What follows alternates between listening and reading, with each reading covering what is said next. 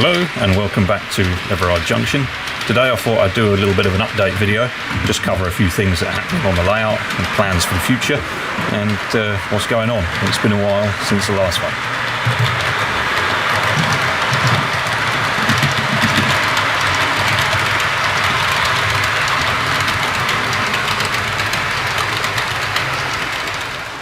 So since I filmed the last video on the scrapyard, which was almost 2 months ago now, things have got a little bit crazy and I've had to come to terms with the fact that I need to get a new job.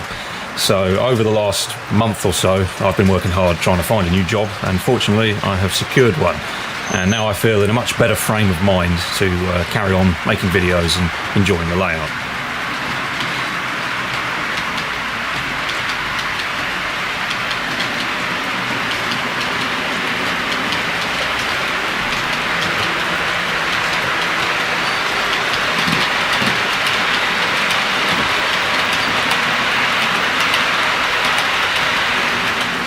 So let's have a look at what I've been up to. There's various things to see, and we'll also go over a couple of items of rolling stock that you might have seen in previous videos. We'll just generally sort of catch up with everything that's been going on, and then the next video we'll pick up with the build series and carry on building and making things for the layout. So the first thing to talk about is I've been fitting some couplers, some of these new Hunt magnetic couplers that have been very well regarded and quite popular over the last 12 months or so, and I've been fitting those to my HST, or pair of HSTs I should say, and it really does make a lovely job of bringing the carriages nice and close together. So I've only done that to that HST, and the other one I'll be looking at upgrading some of the other rolling stock on the layout in the future, but so far they work really well. A few months ago I took delivery of these Yeoman PTA wagons. These are made by Acura Scale. Very impressed with them, very nice wagons. And if you pre-ordered them like I did, they were also very keenly priced considering the level of detail that you get. So I was pleased to be able to get a nice long rake of these wagons, typical for how they were seen in the real world. Certainly many of these wagons running up and down the Great Western Main Line is just as important as the Network Southeast coloured stuff you see in the background. If you want to portray this region and this time period, then wagons of this type very suitable. Also picked up some of the loads that Acura Scale make for these wagons. Just a nice, quick, easy way to fill them up, and certainly a little bit quicker than me spending several hours of my free time trying to knock something up. So I splashed out a couple of those for all the wagons, and I'll add and improve and detail them a little bit as time goes on. And obviously the wagons are in dire need of weathering, and that will hopefully be a project for the summer. So I've been hauling those with my trusty Hornby Class 56 that I've had for many years now, and in future I will be hopefully purchasing the new Daypol Class 59 that a lot of people are looking forward to, and they were seen on a regular basis hauling these Yeoman wagons. They'll go really nicely with these wagons. So for the time being, the 56 will do the job, and I'm very pleased with how the whole train looks. Just need to get around to weathering it.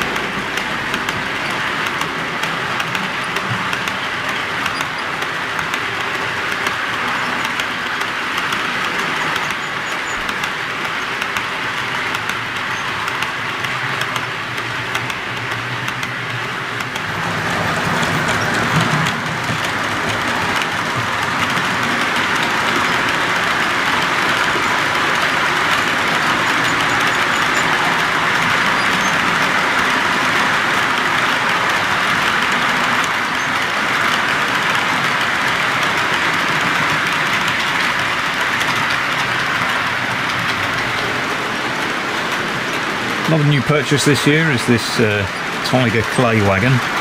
that is being sold under the EFE Rail brand. These have been out for a little while. Previously they were produced by another manufacturer, and they were quite often seen in blocks or on their own like this in a speedlink train, so I thought I'd pick one of those up and give it a try. And it's certainly very nice. You can see the wealth of separately fitted detail on there. A nice piece.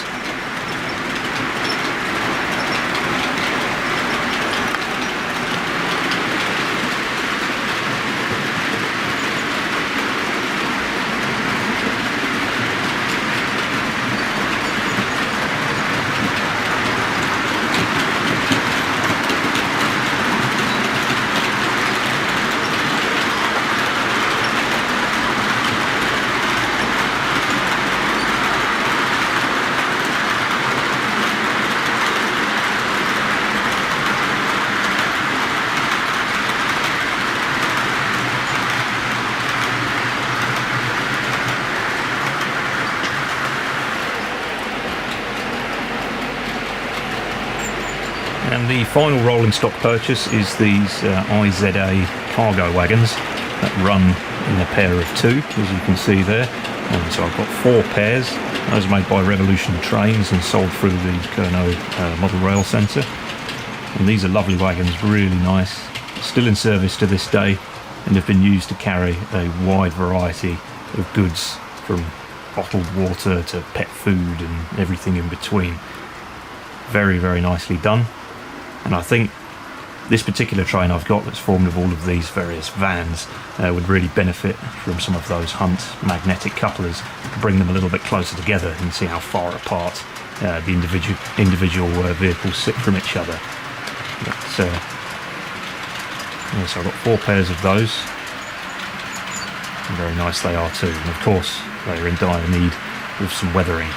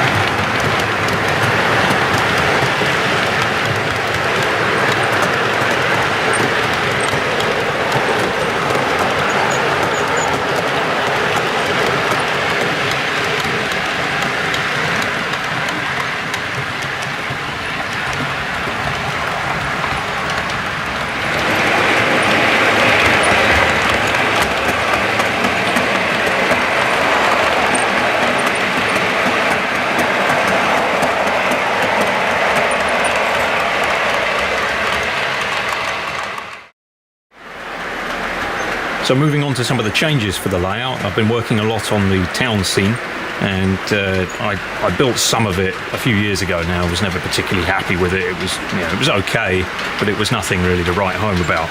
So over the Christmas break, I decided to make some improvements and make some changes. And part of that change involved taking down my scratch-built retaining wall and having a more sort of a proper go at it, so to speak. So here's where the retaining wall starts off. This previously used to look a lot different in this section. So you can see here now, got this new retaining wall. And this is made by Will's Kits. It's a lovely little kit. It's very popular. It's been made for years. You would have seen it on a great many layouts. It's a popular choice, and I certainly see why. It's a nice little kit to put together, and it certainly looks very effective once you do all the necessary mortar washing and weathering. Certainly a lot better than my original scratch-built effort. So with that theme in mind, I decided to have a much better go at the girder bridge, and you can see there that's the new attempt at the girder bridge. So that's another Wills kit. It's the Vari girder range. It's just a load of girder pieces and you connect them together to decide what you want to do. And again, it's an extremely popular kit. You see it on a lot of different layouts, and I've always been a big fan. Of course, this is just straight off of the airbrush, so it still needs weathering and rusting and perhaps a little bit of graffiti, make it set into the 80s scene that we're creating here. And I've also, just to make mine look a little bit different, I've made up a set of railings out of some brass rod and just soldered that all together and painted it yellow.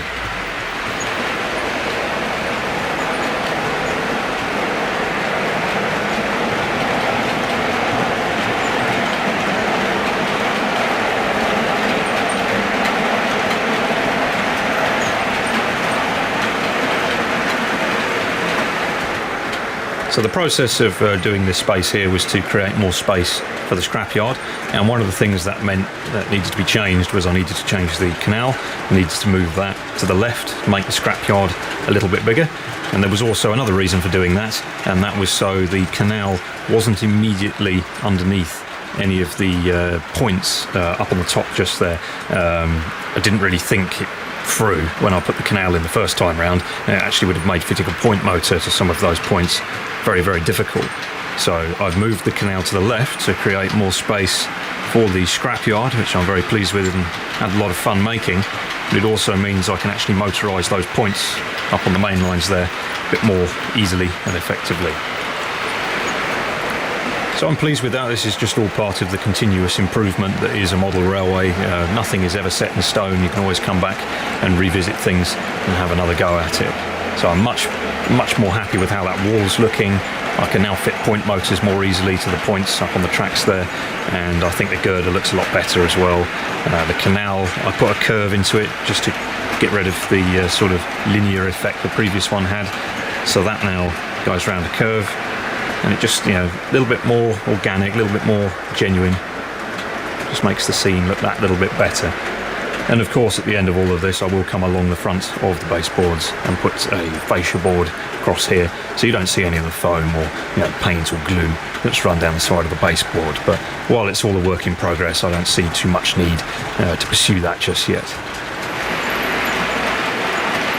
So whilst doing all of that work to the scrapyard to make it larger and to make it easier to fit point motors up on the tracks and make the canal look a little bit more interesting, a bit more dynamic, that meant I had to change the tail end of the town scene. There wasn't going to be room for those terraced houses and those gardens that I created, so I've saved all of the details and little bits and pieces, but I wanted to do something a little bit different and really create that urban feeling and build up the town.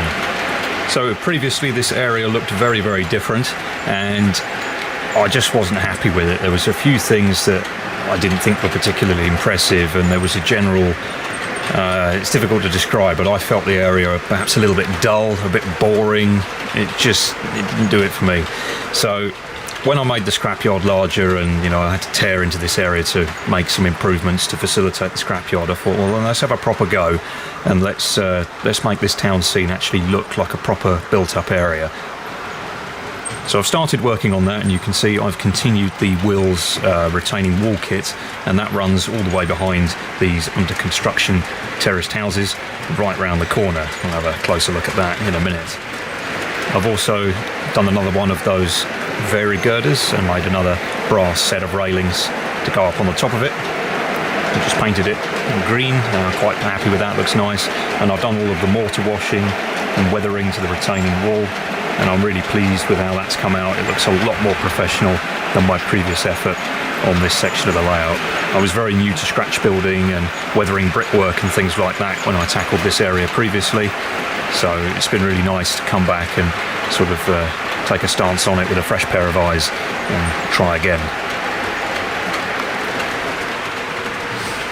It's also given me an opportunity to reassess and have another go at the street scene. So previously there was a road that ran from underneath that bridge, and it followed the railway all the way round to the station. And it was a nice long road, but it, again, to me, looked a little bit contrived, the way it just followed the route of the track and followed the edge of the baseboard. And I tried to make some effects on it. I made it rise and fall a little bit, but compounded with a little bit of unreliability from the Magna rail car system, because again it had been the first time I'd installed that. There were things that could be improved and revisited, so I thought, no, let's redo the street and have a much better go at it, and have a much better go at installing that Magna rail car system and really get it to work as reliably as possible.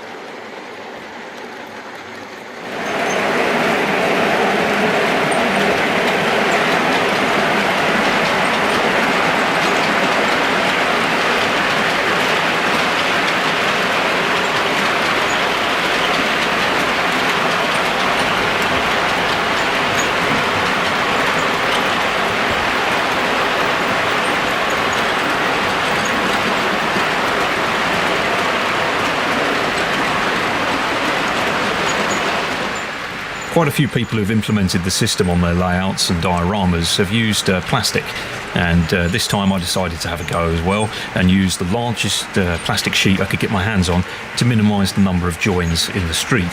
So this section of the street currently only has 2 joins. You can see one of the joints just there. It's a necessary evil, I'm afraid. It'll always be there, but 2 is certainly a lot better than 10. I also wanted the street to diverge away from the railway. I didn't want it to just follow the tracks as it did previously, follow that curve perfectly. Now it's a bit more of a straight shot at 45 degrees to the running lines, and it just breaks things up.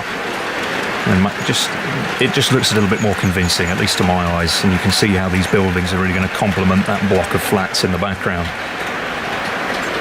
Another reason for changes on the street was I have quite a few models of various cars for the layout, being a big car enthusiast myself, and I hadn't really left myself anywhere to actually park any of those vehicles.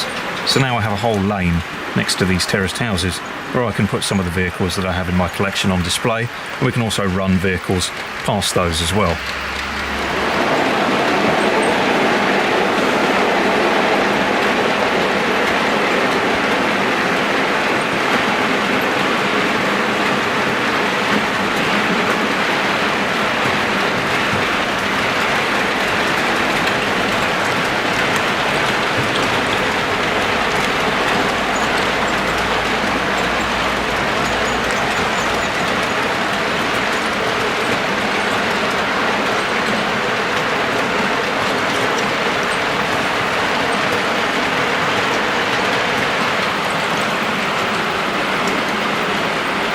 To keep the road interesting, we've got another street just here, and I've deliberately made this a one-way street that's turning out onto this road here, and that just covers up the fact that obviously the Magna rail, it can only go in one direction, and once it's running all the time.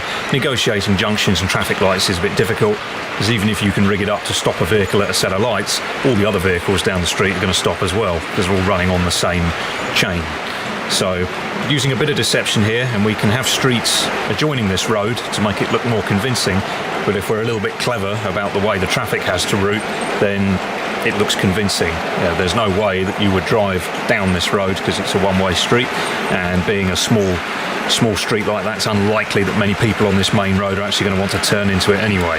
So it's all about sort of deceiving the eye, and I suppose selling the illusion that the street is a bit bigger than it really is. The use of the large plastic sheet has really helped.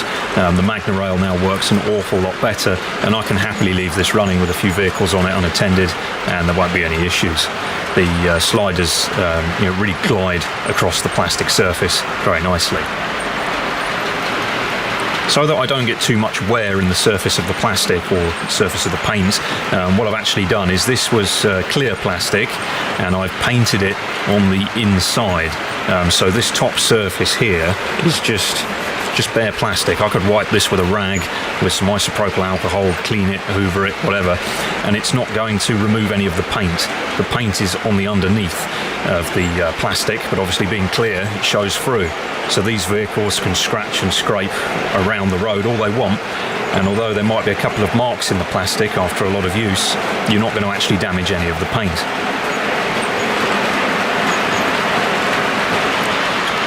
Here's the plastic I used. It's 0.5 millimeters thick, and you can see each sheet is quite large. And then the painting trick is literally take this, spray it with grey primer or whatever colour you want to use, and then when you go to fit it, just turn it over. And then you can do as much damage on here as you want, and you're not going to remove any of that paint. Okay, so if we follow the rest of the street, there it is in context with the scrapyard and the block of flats. And we run down past these houses that I'm currently building. And instead of carrying on, I've made a new bridge. And instead, it goes back underneath the layout. And by having it oppose the tracks and, not necessarily follow them, it makes the area look a bit more genuine in my eyes. And having a shorter run of the car system will just add to that level of reliability. It should just be that little bit easier to use, give me fewer problems. So we have this bridge here, and obviously the road that used to come round, obviously I can't have that anymore. So what I've done is ripped it out so that I can continue this retaining wall all the way around. And this area instead, what I'll do is a pedestrian zone. I've made the curb drop down to a lower level here, and we'll have a pedestrianised zone here with some railway arch stores and things like that. That's the plan for this area. So it will flow with the layout, but also the road comes and goes as it pleases, rather than having to make things look a little bit too contrived. So these are the terraced houses, and these will be the subject of the next video, no doubt. Currently under construction. Now, I haven't filmed too much of the progress yet. As I say, it's been really nice to just de-stress and enjoy some railway modelling in peace and quiet, and try and forget about a few things. So it's been really nice to get started with those. And what we'll do next in the next video is we'll pick up the construction of that. I've used my Cricut Maker to cut the card out for the buildings, as I did in that previous video where I built the block of flats. And then I've used the same machine to cut all the plastic card and all the window holes and things. It really does speed the process up. So these are some 4-storey houses, flats if you like. There's the top 2 floors will be one flat and the bottom 2 floors will be the other flats. And I've made them all roughly the same, but they are loosely based on the set of houses that I saw on Google Street View in Brixton in London. And as you can see, I've tried to replicate the sort of London brick sort of colour. And I've whitewashed a couple of the buildings as well, as you typically see in a row of terraced houses. It would look a little bit dull, generic perhaps, if all of the houses were the same colour. You can see these ones, for example, are weathered more heavily as opposed to these ones here. Everything's been water washed, and then we've got these ones here just been whitewashed by the landlords, and I'm pleased with that. You can see we've got some sash windows going in. These are made by Scale Model Scenery. It comes in a little kit of 5 windows, so obviously I'll need a few more of those to complete this row of buildings. I'm also contemplating making my own windows for some of them, just so they don't all have the same fixtures and fittings. But there's one with the windows, and obviously I'll be making some windows there for the sort of roof section. I'm quite pleased with those. They just look that a little bit better than just the generic off-the-shelf terraced house, and the larger height complements the block of flats. I think it's going to look like a much more built-up urban area. Here we've got some more of the retaining wall. I've cut that one out so that it'll take one of the Scale Model Scenery roller shutter doors, so that we can have perhaps a small cab office or something in there, a small business of some description, rather than just it being a plain wall.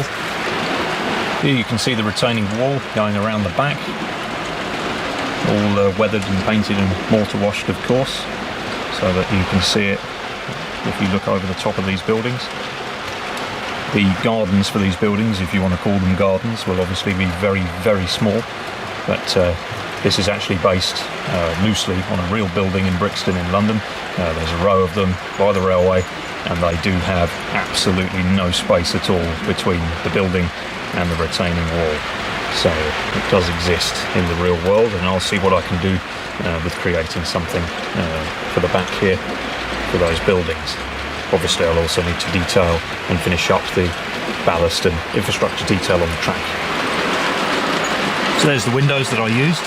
Just made a note of the size of those, and then just made sure my design for the building matched it, and cut out all of the holes for the windows and doors. I'm also using doors from scale model scenery that have a nice little bit of archway detail on the front. Just a little bit more interesting than just a standard door. So we'll continue with these buildings in the next video, looking at all of the windows and doors and drain pipes and window sills and things like that. A little bit more weathering perhaps. And I'm excited to get those completed. Over here in the small bit of space between the canal and the street, I've cut out another one of these buildings. You might remember this building from a previous video. It concerned an office block that I built. And there's the office block in question. So I built that about a year ago now. I've used the same design and placed it in this section here. And instead, what I'll be doing is a bit more detail around the back, and instead of having the side, so you see that this plain wall just here, along the other building, it's got various doors and windows and things. We'll make another structure just to meet the baseboard edge, and that can just be a section of sort of offices and shops, similar again to what I did previously. It's nice just keep the design on file, print it out again. I don't actually have to do any work, just let the machine cut things out. So I've started gluing that building together. I've made a few changes to it just in the way it's designed. I've also cut a few slots and things so the building are locked together properly. I've got that idea from Dean Park Station. Dave's really getting quite carried away with his scratch builds, and you see in a lot of the MDF work that he's doing and the laser cutting that he's doing that a lot of the parts lock into each other and actually have location tabs. So I thought that would be a good idea to incorporate into what I'm doing in cardboard, and I did the same for these terraced houses just here. The cardboard underneath is all locked together. In this section here we'll have another building, perhaps not too high, maybe only 2 stories, maybe even single story, we'll see. But I don't want to obscure the view too much, to the trains, but also want the area to look busy and built up. So I'm thinking of putting some sort of store here, or restaurant, or takeaway, or something like that. Perhaps even a couple of different buildings, but certainly put something there. And currently the idea is perhaps a little restaurant, nice big windows that you could see through, so you could still see the street operating in the background, actually looking through the building. I think that would be a nice touch. I've also been working hard on the pavements. These slabs, believe it or not, are all individual. I cut them out on the Cricut Maker. For me personally, individual slabs do just look a little bit better than an embossed sheet. When you put the sheets next to each other, for me, I always see the joint, and it always annoys me. So in a spate of madness, I cut out all these individual paving slabs, and I've been slowly, over a couple of evenings, gluing them all down. Still a long way to go, but being all individual, I'm looking forward to how that's going to look. You can see it's one continuous run. There's no obvious joins where one sheet meets the next. So that sort of completes the progress update for this section of the layout. So you can see I have been busy working away over the last couple of months, and there's still a lot to do, so we'll cover that in the next video. But I'm quite happy with how things are shaping up. It's looking a lot more built up and urban versus what I had previously, and that's really what I wanted to achieve with this section of the layout.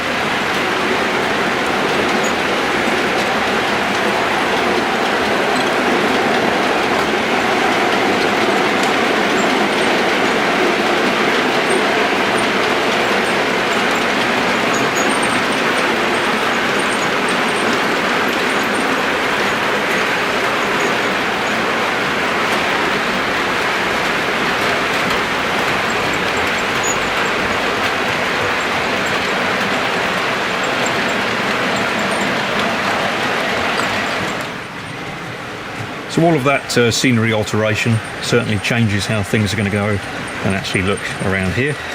So that will be redeveloped in due course. And I think we'll get something a lot more urban, a lot more convincing, look like a busy, built-up town. So I hope you enjoyed the update. I am still here, I am still busy working on the layout, and it's just been a bit busy, a bit hectic, a bit stressful the last 2 months or so. But I'm looking forward to really cracking on with the layout this year, making some more progress and making more videos than perhaps I did last year. It's an exciting time ahead. I've also been working furiously over the last 2-3 months or so to get my Ford Granada finished, and I'm very pleased to say I did get it finished. It is on the road, so there will be a video to follow on that when weather is permitting. But yeah, all a bit crazy at the moment, but I'll be back and we'll be building more stuff on this section of the layout.